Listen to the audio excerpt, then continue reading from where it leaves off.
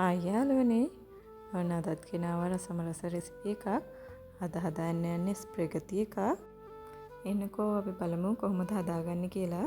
මුලින්ම හොඳට රත් වෙච්ච උණු වතුරට ලුණු ටිකකුයි තෙල් ටිකකුයි දාලා ස්ප්‍රෙගති එක තඹගමු.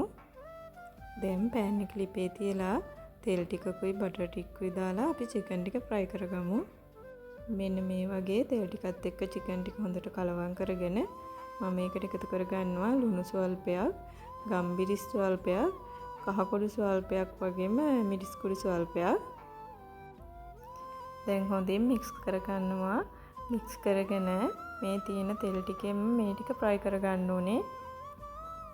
අඩු ගින්දරේ golden color එක එනකන් හොඳට ෆ්‍රයි කරගන්න. අතර හරිම රසයි එහෙම ෆ්‍රයි කරගත්තාම. දැන් මම මේ පෑන් එකටම බටර් ටිකකුයි තෙල් ටිකකුයි එකතු කරගෙන සාමාන්‍ය ප්‍රමාණයට කපාගත්ත තක්කාලි, ලූණු, සුදු ලූණු එකතු කරගෙන සාමාන්‍යයෙන් බද ගන්නවා. ඊට පස්සේ ඒ ටික බෙන්ඩ ජාර් එකට දාගෙන බෙන්ඩ කරගන්නවා මෙන්න මේ වගේ.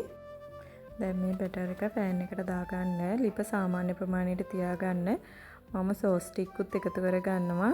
එකතු කරගෙන මික්ස් කරලා ස්ප්‍රෙගති ටික එකතු කරගෙන හොඳින් කලවම් කරගන්නවා. බැටර් එකත් එක්ක හොඳට කලවම් කරගන්න.